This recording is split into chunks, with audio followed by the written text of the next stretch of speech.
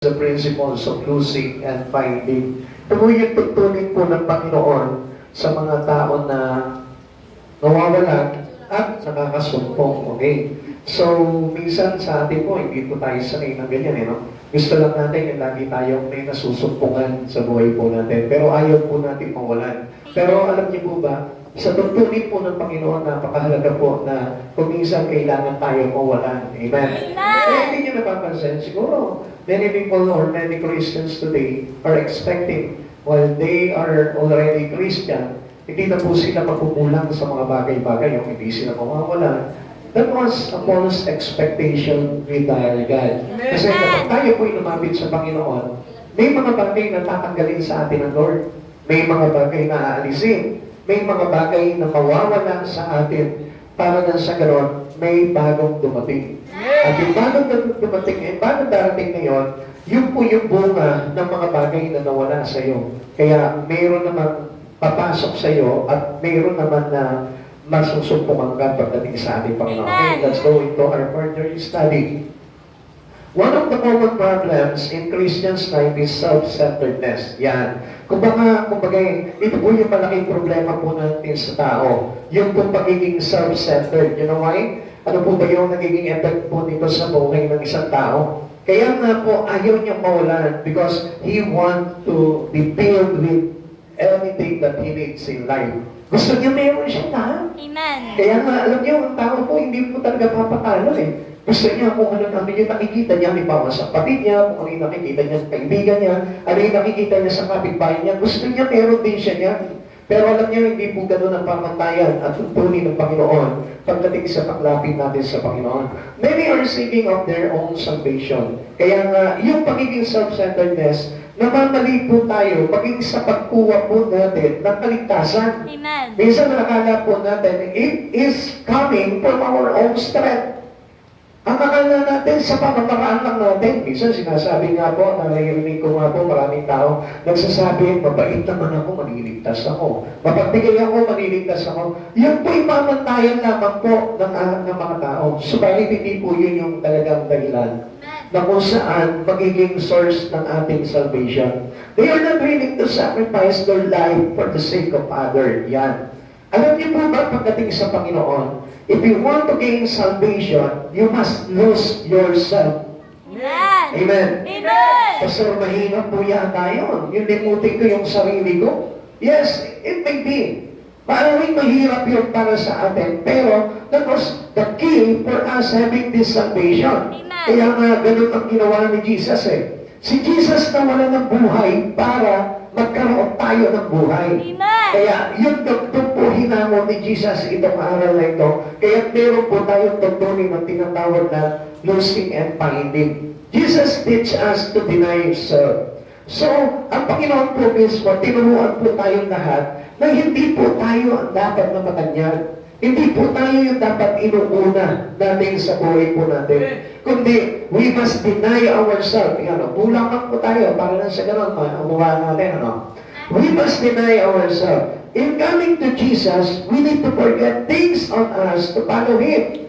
Alam niyo po sa Panginoon, hindi tayo makakalapit o hindi tayo makakapaglingkod sa Panginoon if you won't deny yourself. Amen. Kung hindi malilimutin yung sarili mo, ukol sa sarili mo, o sa mga bagay sa sarili natin, hindi po talaga tayo makakalapit sa Panginoon. Amen. Okay, as we notice, makikita po natin, di ba? Yan po yung dahilan kung bakit maraming tao hindi makalapit talaga sa Panginoon. Maraming tao ayaw magbigay ng buhay sa Panginoon. Bakit? Kasi anong dahilan po nila? Naku, baka mawalan ako ng ganito. Naku, baka mawalan ako ng pamilya. Naku, baka mawala sa akin itong ganitong bagay. Ang dami natin kinakatakutan na mawala sa atin. Pero ang hindi natin nalalaman at hindi natin naiintindihan, serving God is about to deny ourselves. Amen. Kaya kung halimbawa na sa'yo, gusto mo maglingkod sa Panginoon, pero ikaw yung naitataas, that is not a service for God. Amen. Hindi po iyon yung paglilingkod sa Panginoon. Kailangan tayong maging mababa. Ang sabi po sa ating mga akatan dyan, Jesus must increase and we must be decrease. Kailangan tayo po yung maging mababa at si Jesus yung maitaas sa buhay natin. When we come to Jesus, make sure that Jesus will be lit in your life. Halimbawa, let's say, ipapasok ka sa isang church, Kailangan pagpasok mo ng isang church, ang baba talaga ng kalooban mo. At hindi mo nakikita yung katayuan mo sa buhay, at ang nakikita mo, yung kalakihan ni Jesus sa buhay mo. Halimbawa, you want to serve God. Kailangan ano man yung mga title mo sa buhay mo, whatever tawag dito, whatever professions you have in your life, you must lose it hold, and then you must hold on to Jesus. So sa madaling salita, bitawan mo kung ano yung titulo mo, at si Jesus yung kunin mo sa buhay natin. Ganun po yung paglapit natin sa Panginoon. This is how we deny ourselves into our God. Okay, Matthew chapter 16, verse 24. Tanongin mo yung katabi mo, nandiyan ka ba? Nandiyan ka ba? Yan. Kinig lamang po tayo dito kasi sayang po yung pagkakataon na nandito na po tayo. Tandaan po natin, ang Diyos ang nagdala sa atin dito. Hindi tao, hindi bagay, Diyos ang nagdala sa atin dito. Amen? Amen! Amen? Amen! Okay, ipugtong ako sa inyo. Ha? Hindi tao, hindi hayop, hindi bagay. Sino ang nagdala sa iyo sa church na ito? Jesus! Uy, ang galing nyo. Alam niyo yun? Sipin nyo na namulaan niyo yung bagay na yun. Ulit nga. Sino ang nagdala sa inyo dito? Jesus! Very good, children.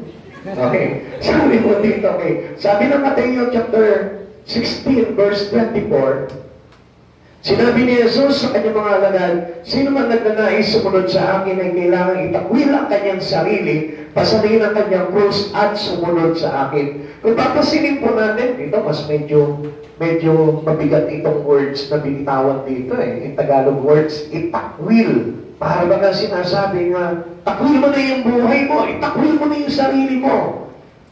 And make your focus into Christ Jesus.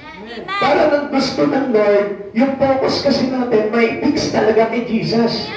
Kaya alam niyo, kung mapapansin natin, hindi natin talaga mapaglingkuran ng Panginoon kapag nakafocus tayo sa sarili natin. Amen? Amen. Every one of us, there's no exception. Alam natin, makikita natin, lahat tayo. Even I, kung minsan nga nakikita ko yung sarili ko na sa sarili lang ako naka-focus Kaya nga, pagka nakikita ko na gano'n po yung sarili ko, agad na akong muusal sa Panginoon, Lord, pag-uwi mo yung sarili ko, pag-uwi mo, ayusin mo yung sarili ko. Sinasabi ko agad sa Panginoon niya, halimbawa, kasi nakikinig halimbawa ko, kasi mahilig po ako makinig sa cellphone, ng mga preaching, ng mga pinapakinggan about the words of God. Pag nakikinig ako dyan, tapos medyo nai-interact na ako, Lord, balik mo yung isipan ko sa pakikinig. Kasi minsan maingay po si Sister Mary at si Sister Jessica. Bigla papasok sa kwarto yan magkukwentuhan silang dalawa. Bigla sasabihin ko sa kanya, hello, nag-aaral ako. Tsaka pa lang sila mahihiya. Kaya we ask God, para lang sa ganun, maibalik yung focus natin into Him. Mahalaga po kasi yun. Lahat po tayo, ang dami po talaga mga parang distraction sa isipan. Like for example, today, ano ba yung parang nakikita mo nagiging distraction sa iyo sa oras nito sa pakikinig mo ng salita? Then, ask the Lord, tanggalin mo nga itong distraction na ito. Kung yung katabi mo, tatanggalin ng Lord yan sa tabi mo. Yung distraction yan. Amen? Naniniwala ba kayo, Lord? Kasi gusto talaga ng Lord, mag-focus tayo sa Kanya, not to our own self. Minsan, di ba kung mapapansin natin, nakikinig tayo ng salita, wala tayong pinapakiramdaman, kundi yung tiyan natin. Di ba? Ako nagugutom na yata, ako medyo mahaba-haba pa yata, maaga pa, mula sa pa lang. Tadyado na agad natin yung oras natin. That was self-centeredness coming to Christ. Yun po yung tinatawag na self-centered. Kasi ang pinapakiramdaman mo lang yung sarili mo, hindi yung gusto ng Diyos na mangyayari sa iyo sa oras na ito, dito sa lugar na ito. Okay. Jesus remind us losing and finding. Pinapaalalahan mo po tayo ng Panginoon yan. Now, kung tingnan natin, what this meant to the disciple and what this meant to me, to you and me. Ano po ba yung ibig sabihin po nito sa atin? Una, saving is losing. Ang ibig sabihin nito, kung gusto mong maligtas ka, kailangan mawalan ka. Amen. Ano yung dapat na mawala sa iyo? Yung sarili po mismo natin. Amen. Amen. Amen. Pakisabi mo nga doon sa katabi mo, sabihin mo, nakikinig ka ba? Nakikinig ka ba? Praise the Lord. Salamat po sa Panginoon. Saving is losing. Ano sabi po dito na verse 25? For whoever desires to save his life will lose it. Ang sabi niyo po dito, ang sino ang nagnanasang pagligtas ng kanyang buhay ay siyang mawawalan nito. Amen.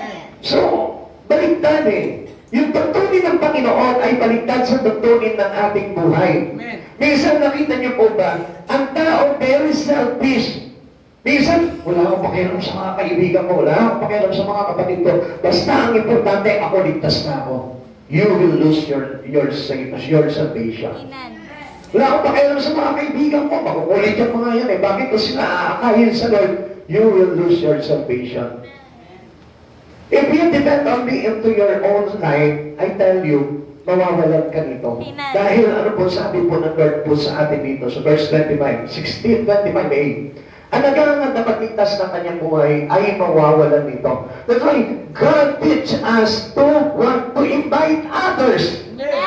Kaya nga, ang unang-unang great commission na ibigay sa atin ng Panginoon, yung po sinabi niya sa Mateo 28, Pumayo kayo, gawin ninyong alagad ko ang lahat ng bansa. Bautismuhan niyo sila sa ngalan ng Ama, ng Anak, ng Espiritu Santo, at turuan ninyong sumunod sa mga pinag-uutos ko. Ano sabi? Magturo kayo. Ano sabi? Mag-akay kayo. Ano sabi? Mag-baptize kayo. So, hindi sinabi ng Lord na lumapit kayo, mag-bautismo kayo ng sarili niyo, mag-aaral kayo ng sarili niyo. Hindi sinabi ng Lord, kundi ang gusto ng Lord, tayo mismo magamit for the Lord, for the salvations of others. Amen. Kaya kung nandito ka ngayon, hindi na dapat ang hangad mo yung kaligtasan ng sarili mo, kundi ang hangarin mo na ngayon sa oras nito, yung kaligtasan ng mga tao sa paligid mo. Amen. That is the principles of God for our salvation.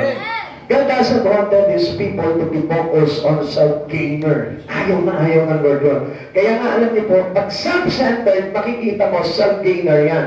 Kaya anong makikita mo sa tao? Sa mga tao makapakasalimutan, ang gusto lamang po nila, yung mga bagay na makukuha nila for that self. Para sa sarili lang. Kaya hindi niya napapansin, ang tao parang halos, kung titignan natin, nagsisikap lang halos sa sarili niya eh. Minsan niya nakakalimutan niya na yung pamilya niya. Minsan nakakalimutan niya na yung mga anak niya. Bakit? Kasi doon sa kanyang mga ambisyon. Kasi doon sa mga bagay na gusto niya na ma-achieve sa sarili niya. Alam niyo mga kapatid sa Panginoon, many people are like that. Ang daming tao sa panahon natin, ganyan po sila. Kaya nga po, hindi niyo po ba napapansin na kahit na halimbawa malayo sila sa mga mahal nila sa buhay, malayo sila doon sa mga tao na nakadepende sa kanila, okay lang, wala silang pakialam doon. Like for example, in church, dito na naman po sa church. Minsan tayo nga po, di ba, para hindi na natin hinahanap yung mga kapatid natin na nawawala dyan.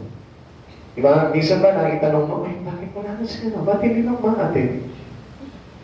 Hello? Honestly. Dahil ito yan, kung hindi totoo po yung bagay niyo. Minsan may katabi ka lagi dyan, katabi mo po palagi siya, masaya kayo na nakikinig ng salita ng Diyos. And then later, wala na. Hindi mo na natanong kung nasa na siya. Hindi ka nakabilang nakibalita kung ano ng kalagayan niya. That was a self-centeredness. It is a selfish Christian.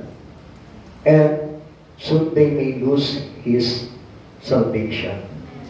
Hindi po tayo kailangan na sa sarili lamang po. Sabi po ng Biblia, di tayo nabubuhay sa sarili po lamang. Amen. In giving all to Christ, we gain. Ang gusto kasi ng Lord, bigay mo sa Kanya your strength, your life. Amen. Everything you give it to God. Kaya nga tayo tinuturuan ng Diyos sa pagbibigay, not because He wanted all our wealth. He wanted our money. He wanted our whatever we have in our hand. Hindi dahil sa gusto ng Lord yan. Dahil ang gusto ng Panginoon, hindi ka maging self-centered, hindi ka maging selfish, hindi ka maging Christian gainer. Amen. Ang gusto ng Panginoon, yung hindi lamang tayo nagsisikap para sa sarili lamang natin, kundi pinagsisikapan natin yung mga bagay para sa kalooban ng ating Panginoon. Amen. This is a hard for human nature to grasp. Nahihirapan ng tao po dito to giving it all to God. Minsan nagbibigay nga tayo sa Panginoon, pero a bit of our life, a piece of your life, Binibigay natin yung konti lang na panahon, konting oras, konting talento, konting yaman. Yun lamang po yung binibigay natin sa Panginoon. Even your spirit, you cannot give it to God. Kaya nga hindi natin napapansin, minsan we are on the church already listening to the words of God, but still, you cannot give your spirit to Jesus. Amen. Hindi niya napansin po yun. Minsan nandito ka na pero kulang ka pa. Minsan nandito ka na, nasa harapan ka na ng Lord, pero kulang pa rin yung presence mo. Amen. Ang presence mo, you're only blessed, but your spirit is nothing. Wala na sa Panginoon. Kaya nga, we must focus every all into God. Amen. Kaya maaari nga po, alam nyo, hindi nga po dapat tayo nakapokus na sa sarili natin when we attend in churches. Huwag mo na pakiramdaman kung ano yung mga katabi mo dyan. Huwag mo na tignan yung nasa paligid mo. Ang tingnan mo at pakiramdaman mo is the holy presence of the Lord, sapagkat yun yung magsasabi sa iyo ng mga bagay na dapat mong tanggapin kay Hesus Kristo. The rich young ruler didn't understand it. Ito pong binatang mayaman, kung nabasa niyo po ito, di ba meron pong isang binatang mayaman na lumapit kay Jesus, at ang sabi niya, Panginoon, ano po ba dapat kong gawin para magkaroon ako ng buhay na walang hanggan? Ang sabi ni Jesus, gawin mo lahat ng kautusan. Tingnan niyo po, ang sagot po nito binatang mayaman, simula sa pagkabata, sinusunod ko na ang kautusan. Ang sabi sa kanya ni Jesus, then, mayroon ka pang isang bagay na dapat gawin. Listen, pakinggan niyo po mabuti po ito. Ano sinabi sa kanya ni Jesus na dapat lang bang gawin? Sabi ni Jesus dito sa binatang mayaman, umayo ka, ibenta mo lahat ng iyong ari-arian at ang lahat ng napagbilhan ay ipamahagi mo sa mga dukha. Anong ginawa nito binatang mayaman? Tumalikod siya kay Jesus at malungkot na nilisan si Jesus. Amen. What does it mean? He cannot give all to Jesus. He can give bit of Him to Jesus, but not all. Minsan ganyan po tayo Pag mawawalan na tayo ng mga bagay na mahalaga sa atin, ayaw na natin kay Jesus. Iniiwanan na natin si Jesus. Kapag halimbawa, let's say, mayroon kang bagay na parang mawawala sa iyo because of your service to our God, anong gagawin natin? Ayaw na natin. But that was a big problem to every one of us. Malaking problema po natin yung bagay niya. Amen. King Agrippa almost understood it. Ito po si Hari Agrippa. Basahin po natin sa Acts 26 verse 28.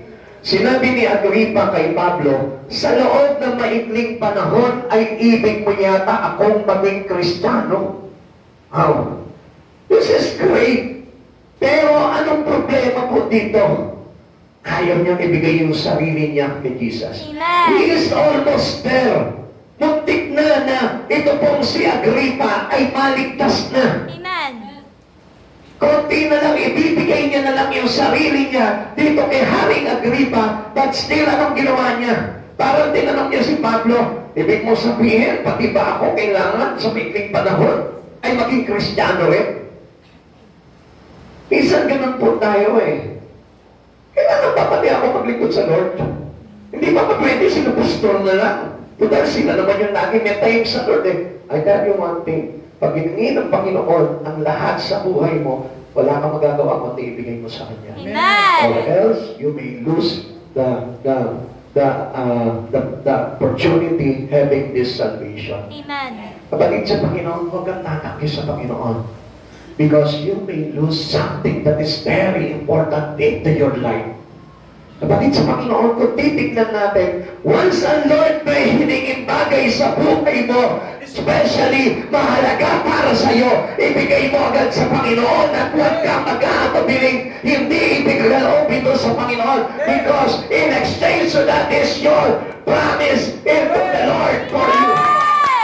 Yung pangako ng Diyos na nakaloob doon, isa mga kapatid sa Panginoon. Ito po si Abraham, God asking Abraham to offer his child. Ito po si Isaac, nag-iisa lang yun. He is very important to Abraham. Pero pinagkaiba ni Abraham yan, hindi niya pinagkait yung kundi inandog niya talaga kay Yahweh yun. Kinuha ba ni Yahweh? No. Hindi na kinuha ni Yahweh yun dahil nakita niya yung puso ni Abraham na willing siyang isuko kay Yahweh itong bagay na mahalaga sa kanya. Kaya anong ginawa ni Yahweh? Hindi niya tuluyang kinuha yun dahil alam niya mahalaga kay Abraham. Kaya ano nangyari? Natupad sa kanya yung pinangako ng Diyos to be the father of all nations. Amen? Kaya nga mga kapatid sa Panginoon, alam niyo, napakasarap kapag humingi sa iyo ang Panginoon. Yun lamang po yung hindi maintindihan ng maraming Kristiyano sa panahon po natin ngayon. Minsan pinagtatakutan natin ng Panginoon. Alam niyo po, kahit na ano po yung bagay na yan na mahalaga sa iyo, basta hiningi sa iyo ng Panginoon niya, ibigay mo sa Lord dahil ang Diyos kailanman hindi ka pinabayaan na mawala. Okay, mayroon pa bagay na inadagdag sa iyo sobra-sobra. Yan po yung prinsipyo ng losing and finding. Yung kapag mayroon kang nawalan sa buhay mo for the glory and for the sake of our God, huwag kang matakot dahil papalitan yan ng Diyos ng kanyang pangako. Amen! Dahil pangako ng Lord. Amen! Kaya wala tayong dapat na ikatakot. Kaya nga nung time na sinabi sa akin ng Panginoon, paglingkuran ko ko, minsan napaisip ako, sabi ko sa Lord, Lord, paano na yung pamilya ko? Saan ako bubugol sa kanila ng pagpapaaral ng anak ko? At yung aking may bahay, saan ako kukuha ng pagbibigay ko sa kanya? Sabi ng Lord, ako bahala sa'yo. Then sabi ko sa Lord, Lord, sabi mo yan, okay, sige. Binigay ko yung sarili ko, naglingkod ako sa Panginoon. Nagalit sa akin yung misis ko, nagalit sa akin yung mga kapatid ko. Sabi nila, bakit ayaw mo na magtrabaho? Ang tamad mo, sino Diyos sa pinaglilingkuran mo? Sabi ko sa kanila, I don't care. Ito yung hiningi sa akin ng Panginoon eh. I need to lose my own life for Jesus. Sabi ko kay Lord, Lord, ikaw na bahala. Ito na, dumating na yung mga problema sa akin. Kapatid sa Panginoon, huwag ka matakot doon. Dahil darating talaga na itetest talaga ng Lord yung stand mo sa pagpili pagsuko mo sa Kanya. Kaya nga alam niyo mga kapatid sa Panginoon, lahat tayo susubugin ng Panginoon. Kung talaga tayo totoong lumalapit sa Kanya, iaalaw ng Lord na tuksuhin ka ng kaaway para mawala ka sa Kanya. Pero, tinitignan lamang ng Lord yung kung willing ka na mawalan ka para sa sarili mo for the Lord God. Amen! Alam niyo, ang Diyos din ang nag-restore po sa akin nun. Lahat ng bagay na nawala sa akin po nung araw na yung trabaho, yung aking may bahay nun, yung aking anak nun, yung mga kapatid ko, ni-restore lahat sila in our relations, with my relations to them. Inayos ng Panginoon po yan. Even my health. Pati yung kalusugan ko. Pangit na kalusugan ko nun, halos mamatay po ako eh. Pero ang sabi ng Lord sa akin, bigay mo sa akin yung buhay mo, gagaling ka. Hindi gumaling ako. Amen! Ganon kasimple sa Lord because we all know how is the promise of God for every believers of Him. Amen! Lahat tayo dapat alam natin kung anong pangako ng Diyos. Ang pangako ng Diyos, hindi tayo mawawalan. Kaya lang yung tutunin ng Lord to test our faith, to test our loyalty, to test our life if it is very sure to Him. Amen! Kung talagang totoo ka sa Kanya, itetest ng Lord yan. In holding back from full surrender, we lose. Ang sabi po dito, alam niyo kung mayroong mga pumipigil sa buhay po natin, yung pangako yung nakakatakot eh. Pag hindi natin isinuko yung buhay natin sa Panginoon, hindi natin binigay sa Panginoon, minsan doon tayo nawawalan pa ng lalo. Amen? Amen! Amen? Amen! Ang sabi mo dito, this principle is true even in salvation. Sa kaligtasan natin, ang sabi doon, ang naghahangat na pagligtas ng kanyang buhay, siyang mawawalan nito, ngunit mag-alay. Ang sabi nito, ang pagbigay ng kanyang sarili buhay ay siyang magkakamit noon. Salvation cannot be part works and part grace. Tandaan po natin, hindi natin pwedeng sabihin, basta ililigtas ako ng Lord. Basta kahit na wala akong ginagawa sa Kanya, ililigtas ako ng Panginoon. Hindi po ganun eh. You must surrender it all to God. Kailangan magsuko tayo sa Panginoon ng lahat-lahat. Christ must be all or nothing at all. Ganun lamang po yun eh. We may be Jews. Ano ba pipiliin natin? Si Jesus yung maging lahat-lahat sa buhay mo? O lahat wala na?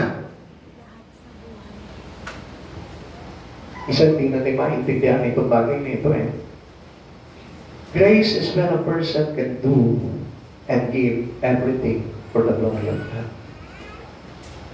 Kailangan mayroon tayong bagay na isuko sa Panginoon.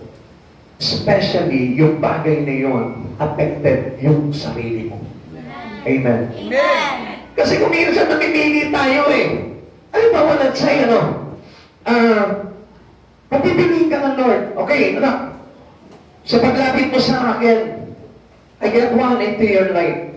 Meron akong kukunin sa buhay mo. Ha? Amen. Anong gagawin ngayon natin? Sige, Lord, sige, okay lang, Lord, okay lang.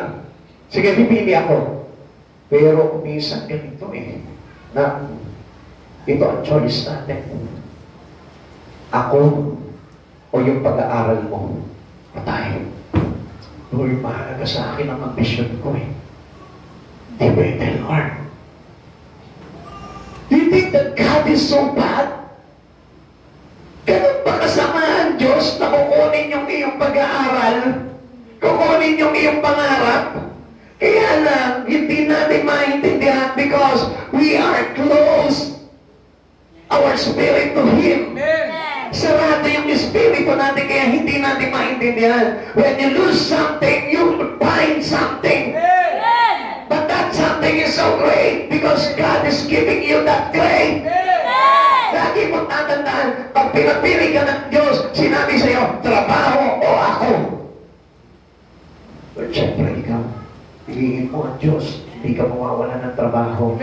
Pagtitibayin pa, pagkagandahin pa ng Lord, yung trabaho mo sapagkat ang pangako ng Diyos, ano? Hindi ka maghihirap. Amen. Lord, as I read into the Bible, your promises na ang tao mga naglilingkod sa iyo ay kailan may hindi magkukulang. Tapos kukunin mo yung trabaho mo. Nasubok ka. Nasubok ka. Na-test ng Lord how effective your faith to Him. Amen. Tingnan po natin. Amen. Naunawaan po natin. Amen. Nga natakot ako hindi na ako ng Lord sa pag-aaral ko, hindi na ako pag-aaralin. Paano na to? Natakot ka agad. Hindi masama ang Diyos. Amen. Mabuti ang Diyos. Amen. At hindi niya papabayaan na mawala yung pag-aaral mo dahil ang gusto ng Lord nga ay maging maayos ang iyong kabuhayan. Amen. Kapatid sa Panginoon, huwag tayo masubok. We need to surrender it all to God. Katulad ng binatang mayaman, sabi ng Lord sa kanya, sige, umuwi ka. Pagbili mo lahat ng kayamanan mo, sobrang dami ng kayamanan nito, binatang mayaman na ito eh. Kaya natakot siya, sabi niya kay Jesus. Pero, iniwanan niya si Jesus. Hindi niya ipinagbigay yung kanyang kayamanan. Pero alam niyo po ba, kung ginawa niya yung sinunod niya si Jesus, ibinenta niya lahat ng kanyang ari-arian, pinamigay niya sa luka, baka higit pa doon ang ibalik sa kanya ng Diyos. Remember Job. Sino nakakaalala kay Job? Inalis na niya lahat, walang natira. Even yung kanyang health, nawala. Yung pamilya niya nawala, yung asawa niya nawala, yung lahat ng kanya 10 anak nawala, yung kabuhayan niya, yung kawan niya nawala, kaibigan niya nawala. Pero anong ginawa? Hindi pa rin siya nagtakbo sa Panginoon. Hindi siya tumalikod sa Panginoon. And perhaps anong ginawa ni Job? Patuloy pa rin siyang nagpuri sa Panginoon at pasalamat sa Panginoon. And in the end of the story, ano nangyari sa kanya? Ito, ito tayo na mo. Lahat ng bagay na nawala sa kanya. For the glory of our God. Amen. Huwag mong sasayangin yun. Halimbawa, let's say, itong oras na ito, no? Ako, pastor. Hindi sana ako mag-church eh. Bakit naman? Kasi may trabaho ko ngayon eh.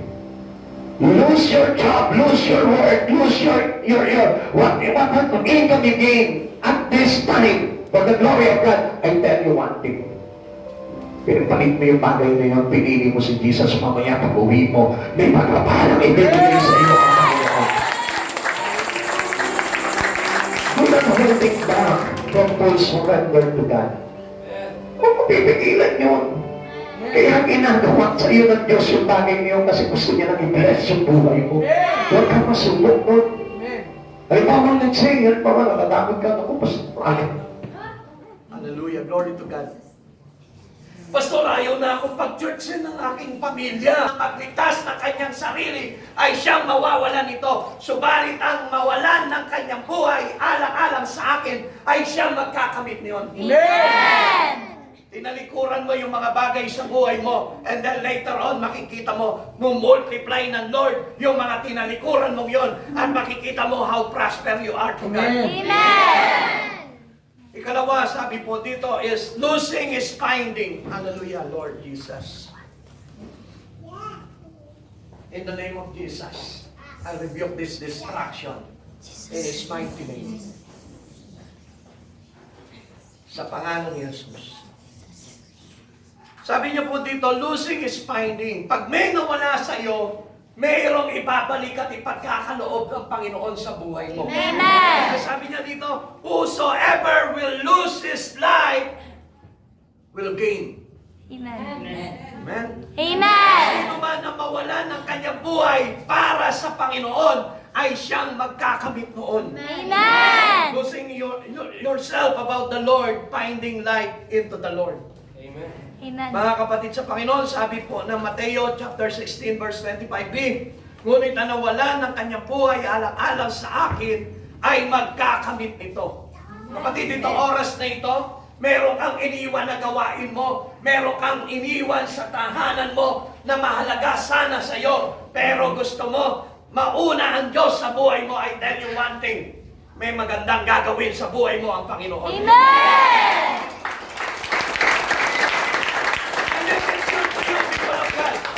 Na kapag meron kang bagay na iniwan for the glory of God, merong ipapalit ang Diyos dyan na masigit na maganda. Amen. At sabi po sa atin ng Panginoon, lahat ng bagay na bibitawan mo para sa Diyos ay makakamit mo ng higit pa. Amen. Kaya hindi po tayo dapat na matakot.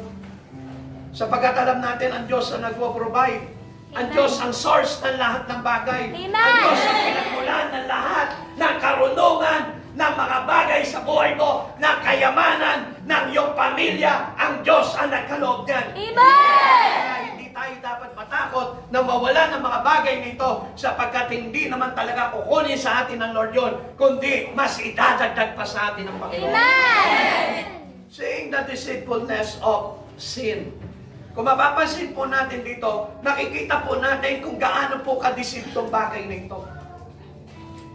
Na nagkakos pa sa atin ang kasalanan when we prioritizing our own self before God. Kapatid sa Panginoon, alam niyo po ba, na tayo'y nagkakasala kapag inuuna natin yung ibang bagay kaysa unahin ang Panginoon. Coming to a life-changing decision. Ang gusto ng Lord sa buhay po natin, yung mag-decide ka, yung mag-decision ka, na unahin mo ang Diyos sa buhay mo sapagkat napakalaking desisyon ng gagawin mong ito kung pipiliin mo ang Diyos sa buhay mo. Amen. Alam niyo po ba na ang kasalanan na nagtutulak sa tao para mawala tayo sa Diyos at maging makasanlibutan ang isang tao? Marahil hindi po natin naunawaan, ano? Wala naman akong ginagawa sa mundo. Wala naman akong kasalanang ginagawa. Alam niyo po, mga kapatid sa Panginoon, once na pinriority mo ang mundo, instead prioritizing God in your life, it is a big sin. Amen. Gusto ko malaman mo na napakalaking kasalanan na unahin mo ang mga bagay sa sarili mo kaysa sa Diyos. Amen. Ang sabi po ng kautusan, love God above all. Ibigin mo ng higit sa lahat ang Panginoon mong Diyos. Amen. Kaya nga, ang Diyos mismo ang nagsabi sa atin na ang pag-ibig dapat ng tao ay nakaukol lamang sa Panginoon at hindi sa ibang bagay. Amen. Sapagkat kapag inibig mo, una sa lahat ang ibang bagay kaysa kay Kristo Jesus, I tell you, it is a big sin to God. Amen. Kasi nakasulat po yan sa kautusan ng Diyos eh. Binago ng Diyos, kinompak ni Jesus yung kautusan na yon at ginawa niyang 2 great commandments. Ginalaw niya sa 2 commandments, sa 2 kautusan, which is number 1, love God above all. Amen. And the second is love your neighbor as you love yourself. Amen. Kapatid, anong ibig sabihin nun? Pag-aalay pa rin ang buhay. Inalay mo para sa iba yung buhay mo. Then, nasunod mo na lahat ng kautusan mo. Hallelujah, praise the Lord.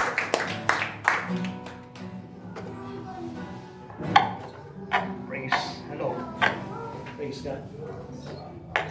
Praise God.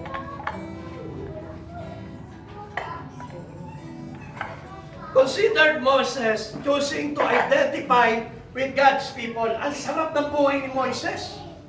Si Moises, nandun siya sa Paraon. Kinupkup siya ng prinsesa ng Paraon. Ang sarap ng buhay ni Moises because he became a prince of Egypt. Pero anong ginawa niya? Tinalikuran niya yon at mas pinili niya na makilala siya bilang kasama sa pinagaharian ng Diyos o sa bayan ng Diyos. Amen. Hindi niya pinili yung katanyagan bilang Prince of Egypt. Hindi niya pinili na yung pagkakilala sa kanya bilang anak ng Paraon. Amen. Kundi ang pinili niya kaisa sa mga bayan ng kanyang Diyos. Amen. Mas pinili niya makilala na siya'y bilang anak ng Diyos kaysa makilala bilang anak ng Paraon. Amen. Kapatid, minsan ganyan po yung problema natin. Mas pinipili natin na maging anak ng mundong ito kaysa maging anak ng Panginoong Hesukristo. Kaya nga maraming ayaw sa Diyos. Kaya nga marami ayaw hanapin ang Diyos sa kanilang buhay. He lost God, but he find the Word. Instead of, he lost the Word and finding God. Supposed to be dapat ang Diyos na makita natin sa buhay natin at hindi yung mga bagay sa sanlibutan na ito. But if you can see it, many people today are fixed their eyes and focus their eyes into the things in the world and not into Jesus. Sabi po ng Hebrews chapter 11 verse 24 to 25, dahil sa pananampalataya tumanggi si Moises nang siya'y magkaroon ng sapat na gulang na tawagin siyang anak ng prinsesang anak ng hari, inibig pa niyang makihati sa kaapihan dinaranas ng bayan ng Diyos kaysa magtamasa ng panandaliang aliw na dulot ng kasalanan. Amen. Kapatid, ang unahin natin yung mga bagay sa liputan kaysa sa Diyos ay kasalanan. Hindi natin nauunawaan yung bagay na yun dahil ang sinasabi natin, wala akong ginagawa masama. I was only busying myself into the things in the Word, but that was sin to God. Amen. Amen. Kasi ang sabi po dito ni Moises, mas pinili niya, mas inibig pa niya makihati sa kaapihan dinaranas ng bayan ng Diyos kaysa magtamasa ng mga panandaliang aliw na dulot ng kasalanan. Amen. So galing yung kasalanan na ito. When you choose the Word Amen. and losing God into your life, it is a big sin and you cannot inherit the glory from heaven. Kaya nga mga kapatid sa Panginoon, unawain mo itong bagay na ito sapagkat ikaw rin ang mawawalan kung pipiliin mo una sa lahat ang mundo kaysa sa Panginoon. Amen. He gained a place in God's plan. Sabi po ng Hebrews chapter 11 verse 26. Itinuring niyang higit na mahalaga ang pagtitiis ng hirap dahil sa Mesiyas kaysa sa mga kayamanan ng Ehipto. Sapagkat nakatuon ang kanyang paningin saan? Sa gantimpala sa hinaharap. Amen. Batid, madali lang kunin yung pagpapala ng sanlibutan. Pero yung pagpapala at gantimpala mula sa ating Panginoon ay napakahirap. Isang bagay lamang ang gagawin mo doon. Surrender your life into Christ Jesus. Amen. If you won't surrender your life to Jesus, I tell you, you cannot have this salvation someday. Amen. Kaya nga, alam nyo, if you prioritizing the Word instead of Christ Jesus, mawawalan ka ng salvation. But if you choose to prioritize God into your life, lose the Word into you, I tell you, you will find someday the kingdom of heaven. Tingnan po natin itong mga tao na ito na nag-alis o nagtanggal ng mga bagay sa kanilang buhay. Here are some people in the Bible who's willing to lose. Sino po ba itong mga tao na ito? Una-una si Nicodemo. Si Nicodemo, alam niya na kapag lumapit siya kay Jesus, tutuligsahin siya ng mga kapwa niya Pariseyo. Kakadyawain siya. At siguro baka itiwalag pa siya bilang Pariseyo. Pero anong ginawa niya? He's coming to Jesus one night. At ano nangyari po sa kanya? He got that salvation. Nagkaroon siya ng salvation. Hindi siya natakot na kahit na mawala siya sa pagiging Pariseyo, ang mahalaga sa kanya, yung magkaroon siya ng Jesus sa buhay niya para maligtas siya. The disciple leaving all to follow Christ. Yung kanyang mga disciple. Iniwanan nila lahat sa kanilang buhay, ang pamilya, trabaho, yung kanilang pinagkakaabalahan, yung kanilang titulo, iniwanan nila to follow Jesus, and then later, ano nangyari? Kasama sila ni Jesus hanggang sa kahanan. Amen. Si Saul na dating Pablo, noong time na siya po ay kabilang sa mga tumutugis sa mga Kristiyanong naglilingkod kay Kristo. Isang araw kinatagpo siya ni Jesus at ang sabi ni Jesus sa kanya, Saulo, Saulo, bakit mo ko inuusig? Sino po kayo, Panginoon?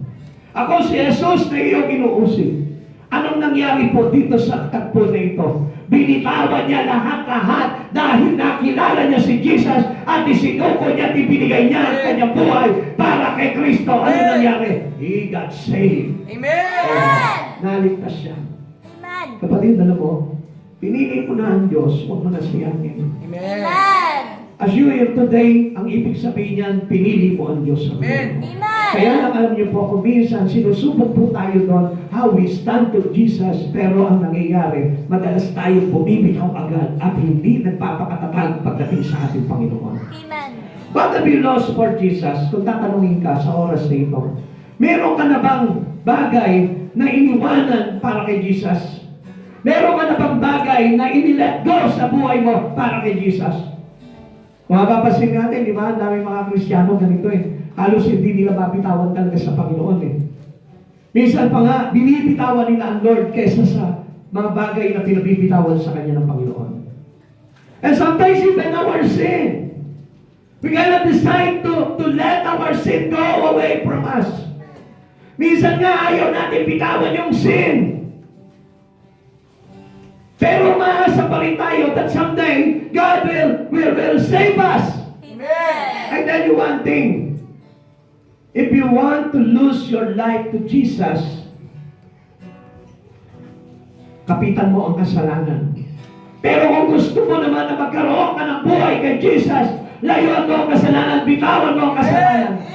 And whatever things that cause to you sin, I tell you, bitawan mo yan. Whatever things that cause to you away from Jesus, iwanan mo yan.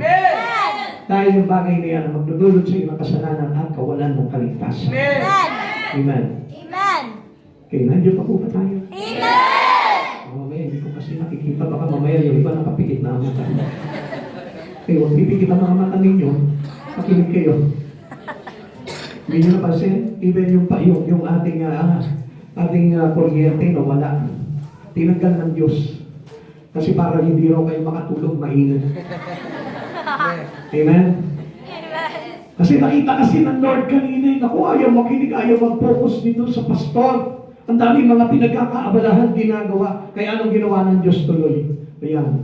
Tinanggalan tayo ng kuryente para hindi mo na makita yung mga ginagawa ko dyan.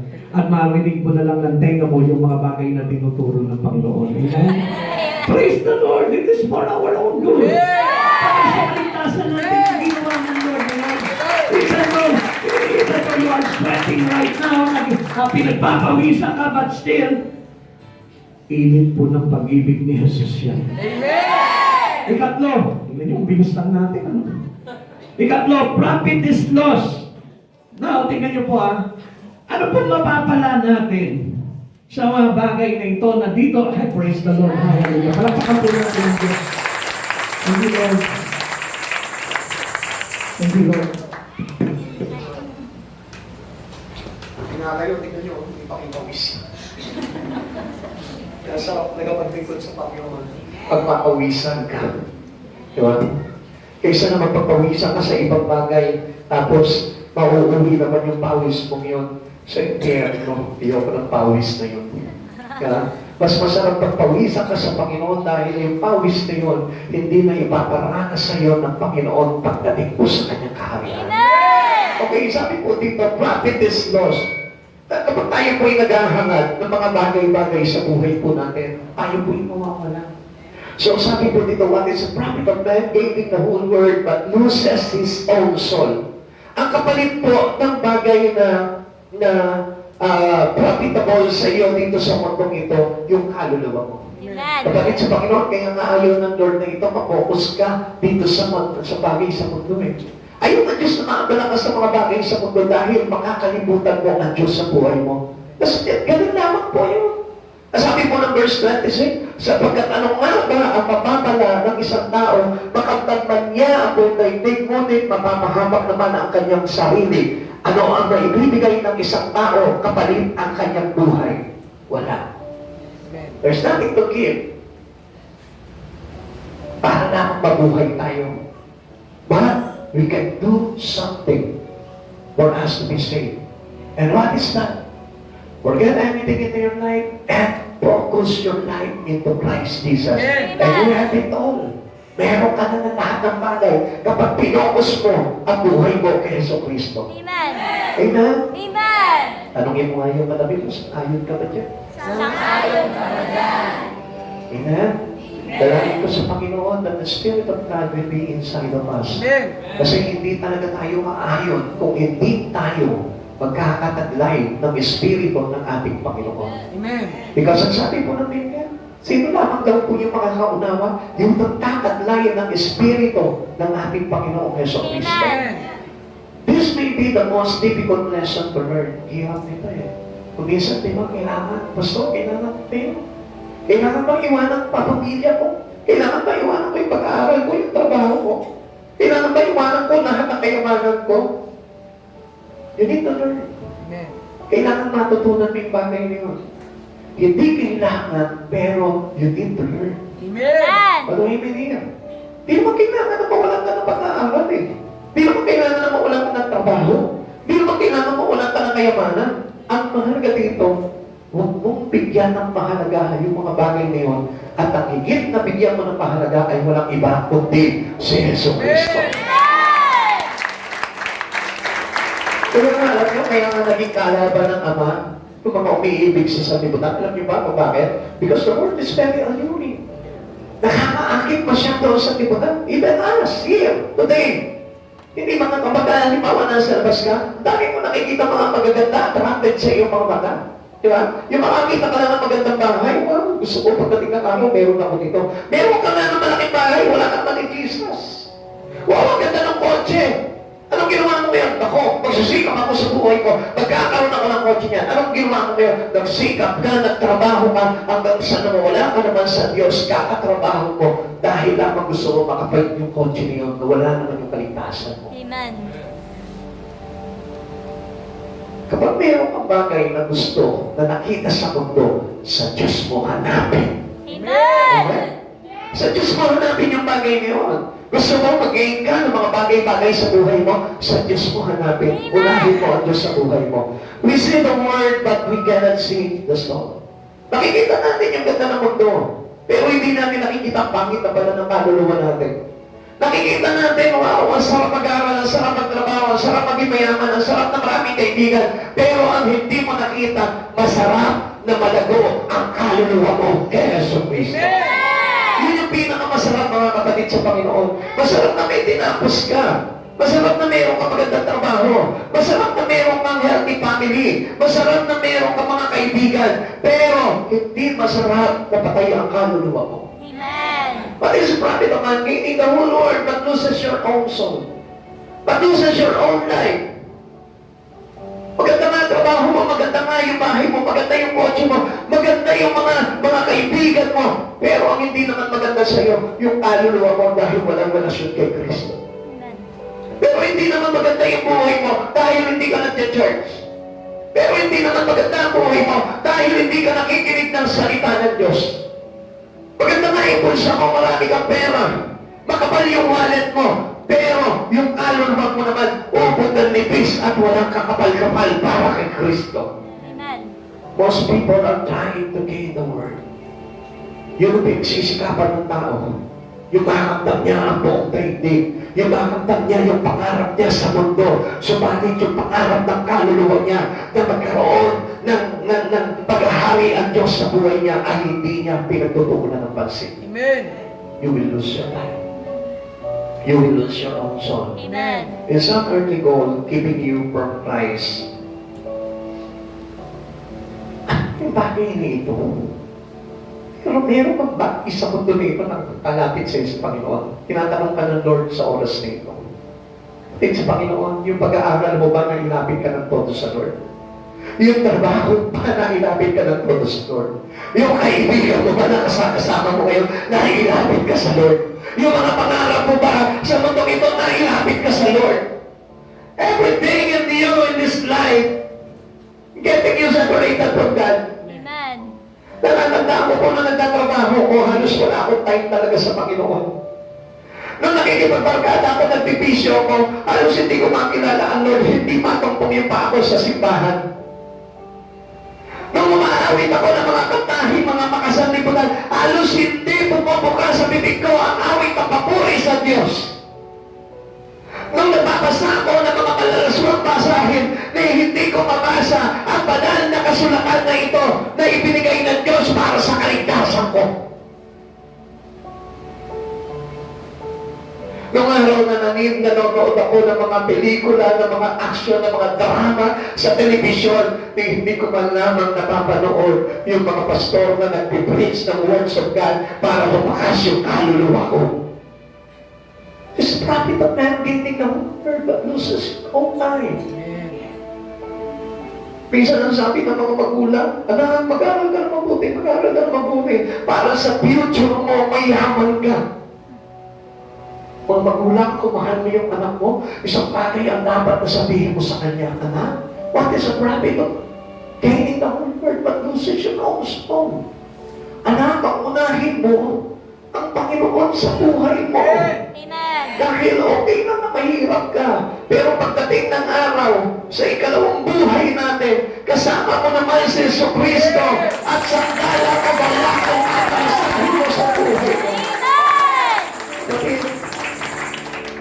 sabihin mo sa Lord, Lord, okay lang na maging simple lang ang buhay ko. Lord, okay lang na kahit na makatapos mo na ako, okay na yun, Lord. Basta importante, hindi mo nawala sa iyo. Lord, okay na may trabaho ko. Kahit na maliit ang sweldo, basta importante hindi ako nawawala sa iyo. Amen. Lord, okay lang na may mga kaibigan ako, kahit dalawa lang, basta ang importante itong mga kaibigan mo, tinutulak ako papalapit kay Kristo. Amen. Yun ang mas okay. Hindi okay yung sabi po ng Biblia, sabi,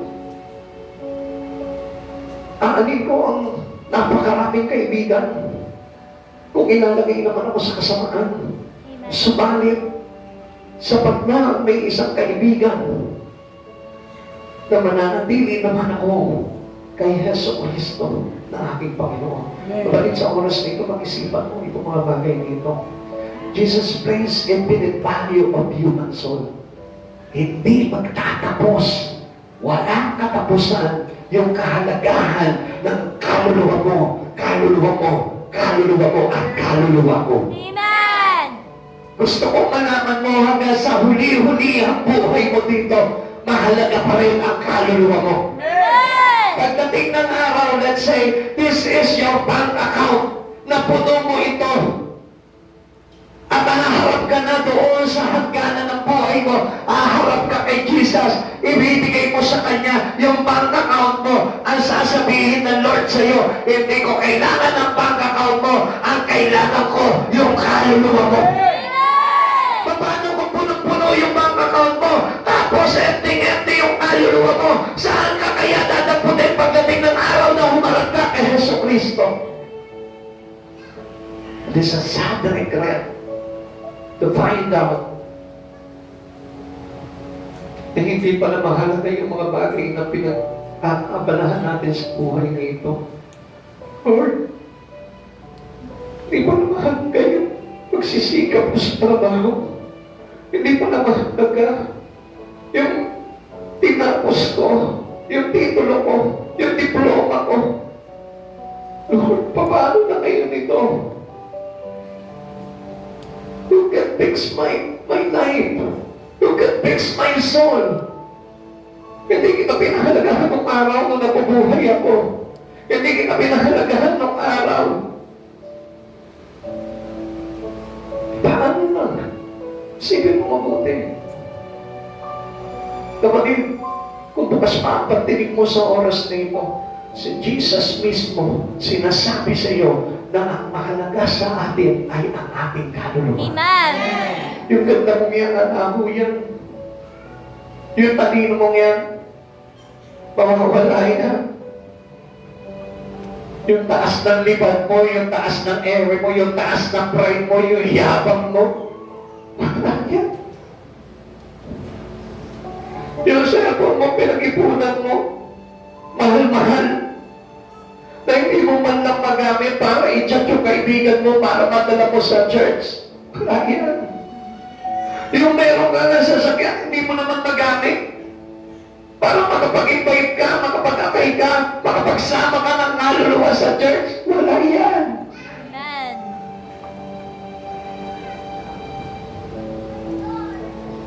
Lahat ng accomplishment mo sa mundo nito, wala yan. Dahil hindi yun yung titignan sa atin ng Lord. Kundi ang titignan ng Lord, yung kaluluwa mo ng punong-puno ng kagalakan. Yung kaluluwa mo na matabang-mataba dahil sa mga bagay na ginawa mong kabanalan kay Kristo. Amen. Ang tanong dito, how valuable is your soul to you? Kapatid, tatanungin ka ni Jesus yung oras na ito. Masasabi mo ba sa Kanya na, Lord, mahalaga ang aking kaluluwa? Papapatunayan mo ba sa Kanya itong oras na ito, mahalaga talaga sa iyo yung kaluluwa? Masasabi mo ba talaga sa Kanya, Lord, mahalaga talaga sa akin itong kaluluwa ko? Then siya may tayo. Tell Him. Sabihin mo sa Kanya, Lord, kaya nga ako nagpupuyat sa pagbabasa ng Biblia dahil mahalaga sa akin yung kaluluwa. Lord, kaya nga lagi ako araw-araw nag-worship, nagpe-pray.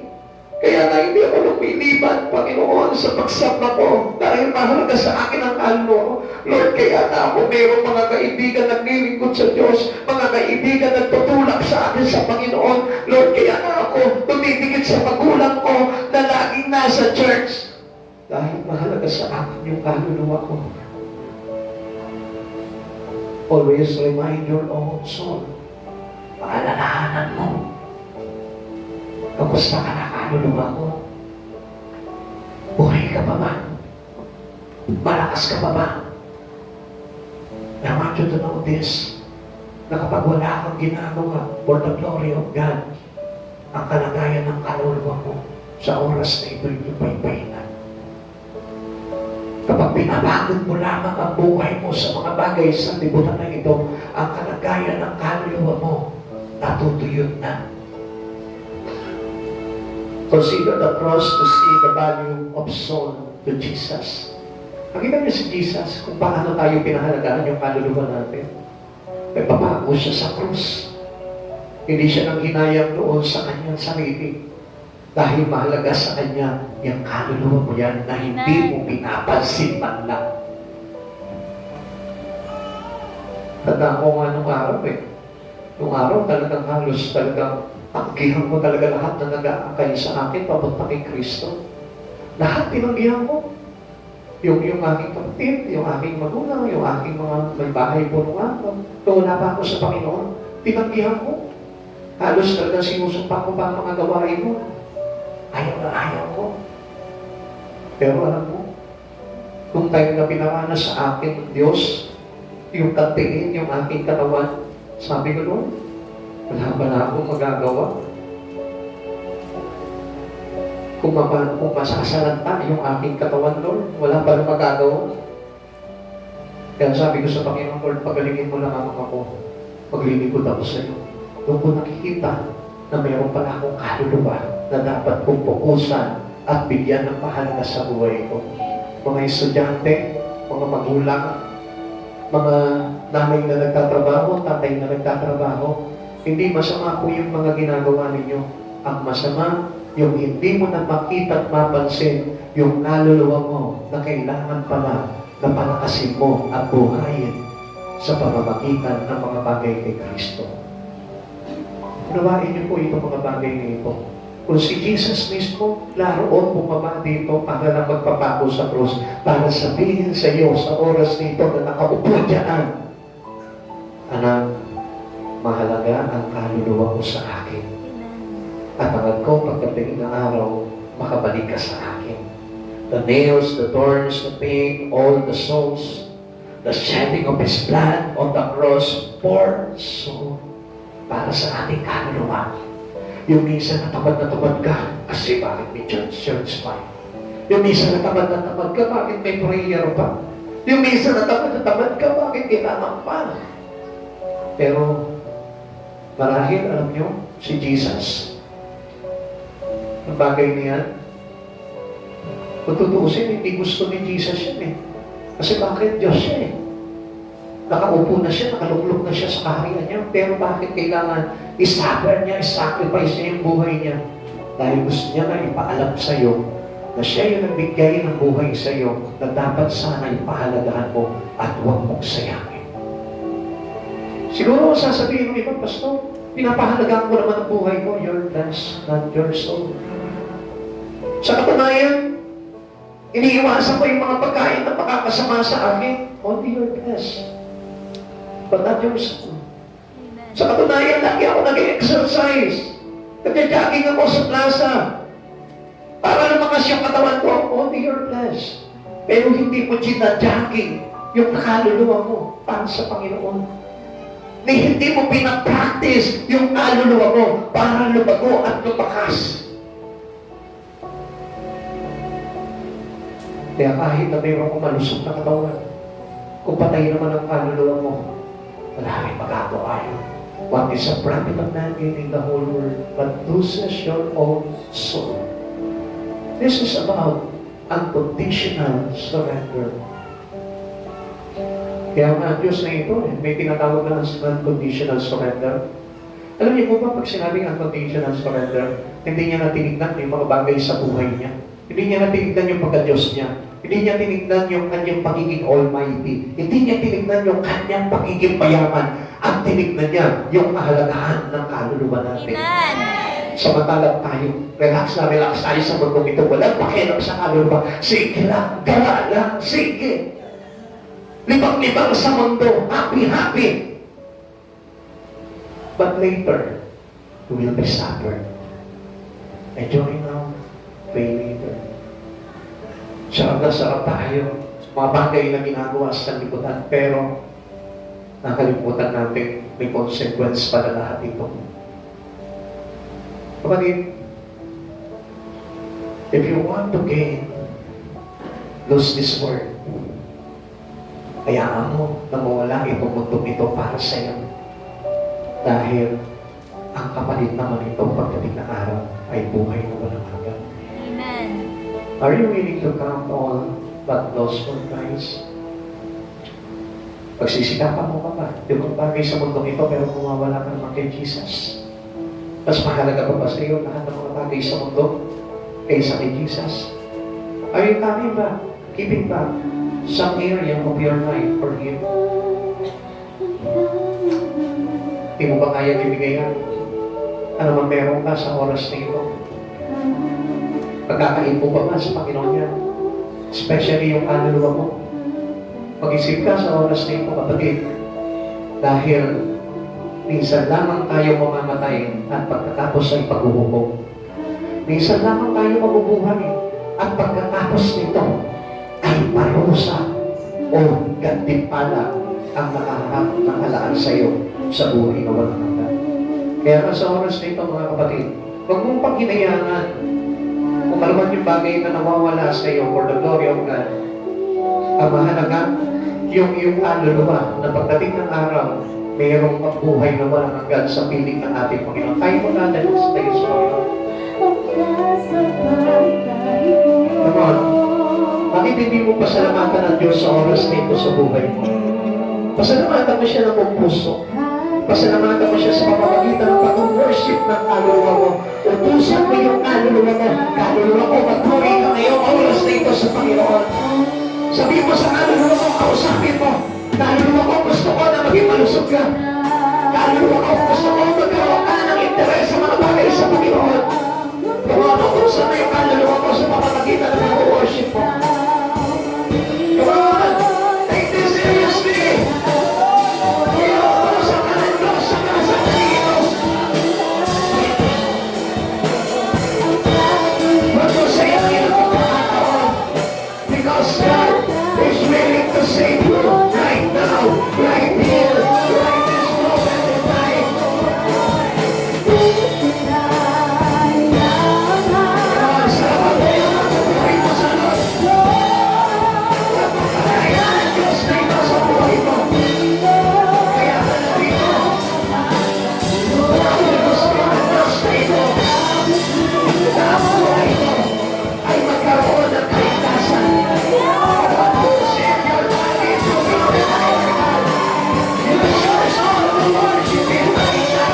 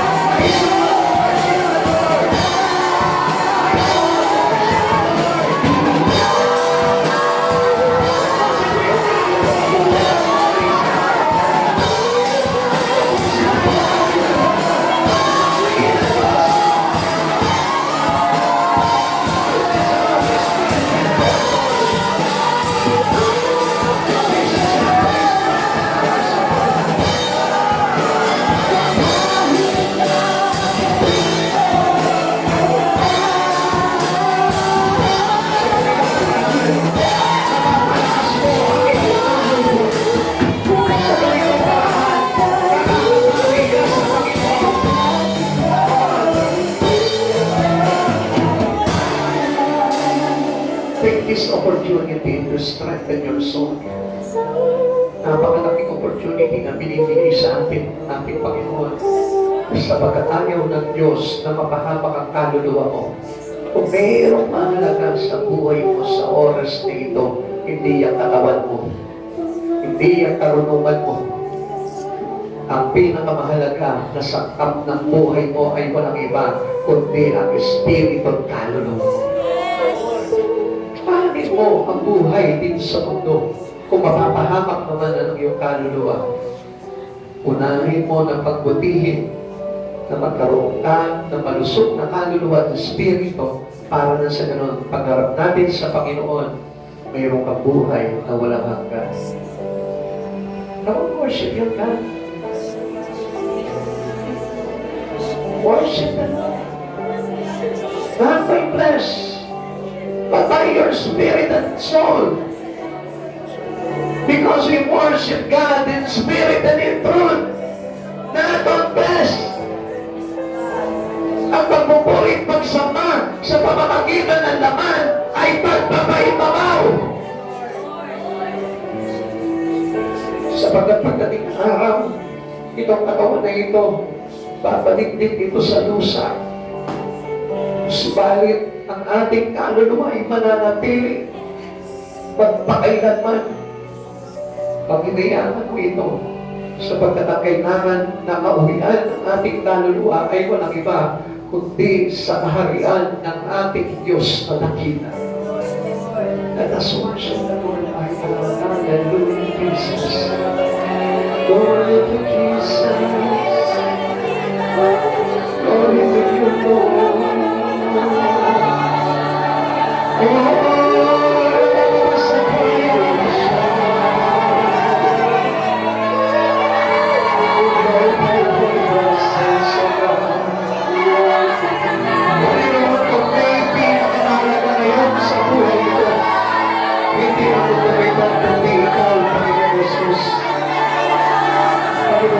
Ikaw ang gusto mo mapahalaga ko. Hindi ang Diyos na sa libutan o God. Ang sa akin sa iyong kalindigan, Panginoon. Kundi ikaw, Panginoong Jesus, ang kailangan ko.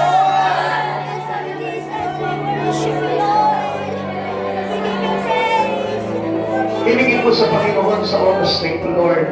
Bigyan mo ako ng malusog na kaluluwa. Bigyan mo ako ng malakas na espiritu para mapagtagumpayan ko anumang pagkaakit ng sanlibutan ito sa buhay. Mga kapatid sa Panginoon, deny yourself. Deny yourself. Use your life for the salvations of others. Gamitin mo yung buhay niya para sa kaligtasan ng marami. At huwag lamang para sa kaligtasan mo. Lord, the Christ Jesus. Salamat, Panginoon. Salamat, Panginoon. Salamat. Salamat.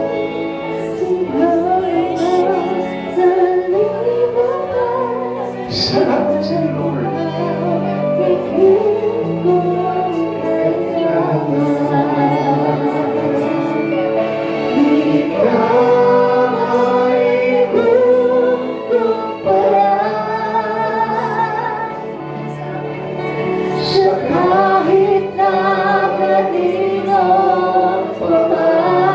Higit ka pa, Panginoon, sa kayamanan ng mundong ito, Lord.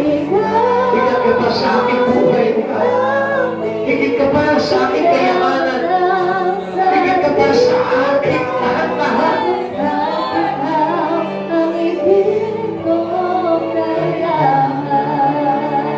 Let us pray to the Lord. Maraming Diyos, nagpapasalamat kami sa buhay nito, Lord. Dahil minsan na kami lumula sa iyo. Minsan ka namin pinalikuran. Sumalit sa kabutihan mo, Panginoon, pinapaalala mo pa rin kami, God, na hindi kami malayo sa iyo, Lord. At patuloy na palakasin ang aming kaluluwa at spirito, Lord. Upang pagdating ng araw, pagharap namin sa iyo, Panginoon, kami iyong tatanggapin sa iyong kaharian. Panginoon Jesus, nagpapasalamat po bawat isang God. Sapagkat ikaw ang nagdala sa amin sa lugar na ito, Lord. Sa kabila ng aming kabalahan sa mundong ito, Lord, pinapaalala mo pa rin po, Panginoon, ang isang natatanging kahalagahan ng aming kaluluwa upang kami magkaroon ng kaligtasan pagdating ng araw na kami umarap sa iyong banal na trono. Panginoong Jesus, maraming salamat po, Lord. Thank you for this service, O God. Thank you for this night. Salamat, Panginoon. Idinako mo ang aking payapak sa lugar na ito, Lord. Salamat, Panginoon, dahil kinatagpo mo muli ang aking kaluluwa. Salamat sa buhay ng mga kapatid namin na narito ngayon, God. Kapalain mo po sila, Panginoon, kalakasan sa kaluluwa at spirito, Lord. Kapalain mo po sila, Panginoon, ng kaalaman sa mga bagay na katotohanan, O God, at hindi sa mga bagay na nais lamang ng aming katawan. Panginoong Jesus, maraming salamat po. Balutin mo po kami ng iyong banal na dugo, Panginoong Jesus. At hayaan mo, Lord, na ikaw yung Diyos na patuloy na maghari sa aming buhay at wala nang iba, God. Pagalihan mo po kami ngayon at magpakailanman. Pagpalain mo ang bawat isa sa lahat ng kanilang pangangailangan, especially sa Espiritu mo, Panginoong Jesus, upang maunawaan nila ang lahat ng bagay patungkol sa iyo at sa kahalagahan nito. Maraming salamat po, Panginoong Jesus. Bless His Church, O God. Pagkaya mo, Panginoon, na patuloy mo padaluyin pa, Panginoon, ang iyong presensya sa lugar nito, God. Upang marami ang makinabang at magnanasan nila, Panginoon, ang kalwalatian sa piling mo, Panginoon, sa lugar na ito. Yes. Maraming salamat po, Lord. Sa po namin muli, binabalikan namin papuring pagsamba. Sa tanging pangalan mo po lamang in Jesus' name. Amen and amen. God bless you po. Maraming salamat.